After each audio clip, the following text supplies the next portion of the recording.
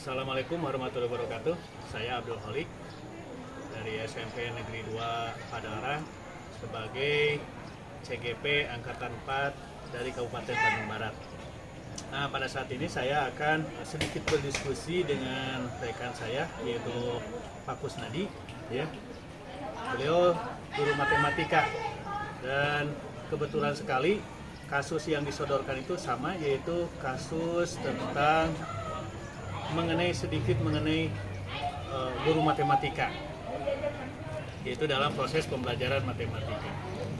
Nah, untuk lebih jelasnya saya akan berbicara dengan Pak Kusnadi. Pak Kus, gimana kabarnya? Alhamdulillah, ya, alhamdulillah sehat ya. Pak Kusnadi, kan kita sudah ngobrol-ngobrol tentang kasus yang jadi permasalahan ya, yang akan kita diskusikan. Apa itu kasusnya, Pak Kusnadi? Ya, kasusnya ketika ada seorang orang tua siswa yang datang ke sekolah, orangnya marah-marah, membawa senjata tajam, Kebetulan sedang pelajaran matematika ya. berdasarkan pelajaran matematika, dan dia memanggil-manggil nama siswanya, anaknya, Dan anaknya hampir sama dengan nama saya ya, Abdul. ya, namanya Abdul. Dia menyuruh anaknya untuk pulang, segera pulang, membantu pekerjaan orang tuanya. Nah, kira-kira Pak Kus, kalau Pak Kusnadi berposisi sebagai guru yang seperti itu gitu ya.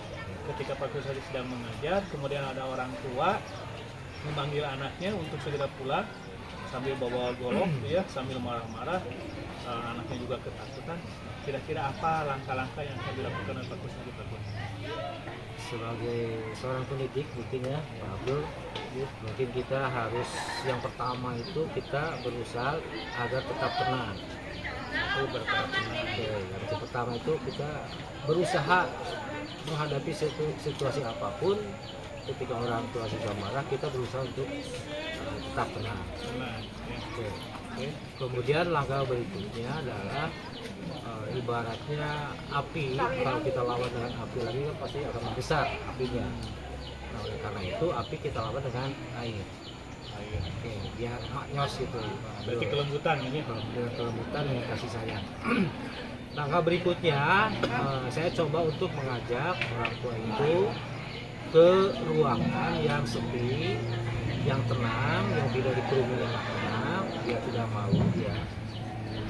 Kita ajak ke tempat tersebut, kemudian kita silakan duduk untuk tetap tenang, dan kalau bisa kita beri minum air mineral, biar tetap tenang. Nah, setelah kondisi seperti itu, kita coba langkah berikutnya adalah mengalihkan suasana emosi dia gitu. Kita alihkan ke pertanyaan-pertanyaan, misalkan untuk mengalihkan ke permasalahan yang dihadapi, kita coba memperkenalkan diri. Nama saya misalkan tadi. Kemudian kita tanyakan juga nama orang tuanya. Nama bapak siapa? Alamat bapak di mana? Pendekatan personal ya. Pendekatan personal ya. Kemudian istri di mana? Abdul itu anak yang keberapa gitu. Sehingga dia otomatis melupakan kemarahannya itu. Melupakan kemarahan itu. Meskipun sedang marah ya, cuma minimal kita menggiring emosi dia gitu, supaya tetap jadi mereda gitu.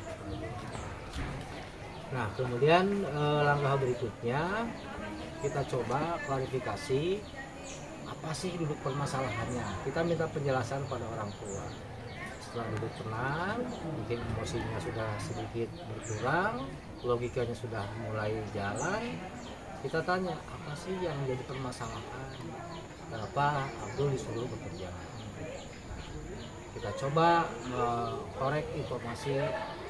Tujuannya adalah itu bisa sebagai alibi buat kita mencarikan solusi yang terbaik bagi siswa. Langkah berikutnya Tadi kan mencari ketenangan dulu, personal, Ya. pendekatan personal ya. Kemudian berbicara tentang mencari alasan latar belakang latar dari belakang itu ya. masalahnya kenapa. Ya.